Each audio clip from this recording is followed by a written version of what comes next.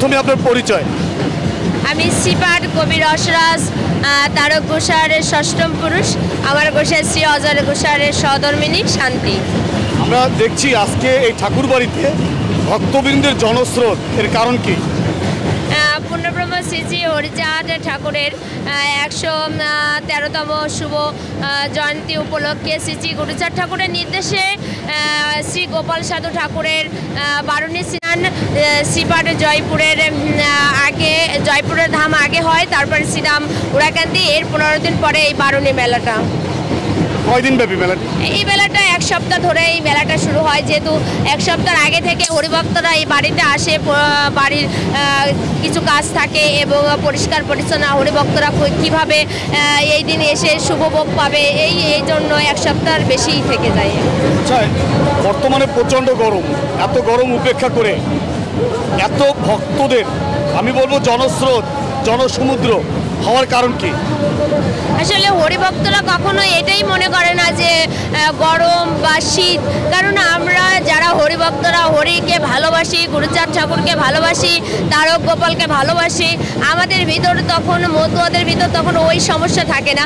তারা মাতোয়ারা হয়ে পদধূলি নিয়ে তাদের সবসময়ের জন্য উদ্যোগ কীর্তন হয় এবং সেই হরিচাঁদ, গুরুচাঁদ, তারক এবং গোপালের তাদের ভিতর শক্তিই থাকে, তার জন্য তাদের ভিতর সেই গরমের কোনো সমস্যাই হয় না। শ্রী শ্রী সাগর সাধু ঠাকুর, তিনি অত্যন্ত বিনয়ী একজন মানুষ, আন্তরিক একজন মানুষ। তিনি মুসলিম, হিন্দু সব ধর্মের মানুষদের ভালোবাসেন। তার ডাকে এইভাবে ভক্তরা জনসমুদ্র হওয়ার কারণ কি? আসলে সাগর হচ্ছে আমাদের মতুয়ার একজন নক্ষত্র।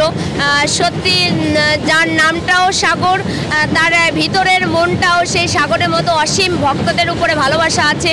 সর্বদা সব ভক্তের সাথে মাতোয়ারা হয় এবং সব ভক্তের যে দুঃখ কষ্ট, অনেক কষ্ট করে এত হরিভক্তরা ছুটে আসে, সবার সাথে সাগরে মিশে মাতোয়ারা হয়ে সবার মনের যে দুঃখ কষ্ট যন্ত্রণা নিয়ে এই লক্ষ্মীখালী ধামে এসেছে, সবার সাথে মাতোয়ারা হয়ে সাগর, এটা আগে থেকে এই পর্যন্ত আমরা দেখে আসছি। এবং আমাদের মতুয়া সমাজটা কিভাবে এগিয়ে যাবে, সাগরের সেই পরিকল্পনা এবং এই সমাজটাকে নিয়ে নতুন প্রজন্ম কিভাবে এই শ্রীপাঠ এবং আমাদের মতুয়া সমাজটাকে নিয়ে আমরা আরও নতুন নতুন স্বপ্ন দেখতে পারি, তার ভিতর অনেক অনেক অসীম অসীম চিন্তা ভাবনা আছে এবং আমার বিশ্বাস সেগুলো সে বাস্তবায়নও করছে। আপনি এর আগে এসেছিলেন কিনা এখানে? আমি দ্বিতীয়তম আসছি, এর আগে একবার আসছি, এই বারুণী স্নান তার সুযোগে আবারও আসছি। যেহেতু কবি রসরাজ তারক গোসাই গোপালের একজন, আমি মনে করি একজন পথ পরিদর্শন গুরু, যেহেতু কবি রসরাজের তারকের সাথে গোপালের অনেক লিঙ্ক ছিল এবং তারক গোসাইয়ের জন্য আজ গোপাল সাধুত্ব লাভ করেছে।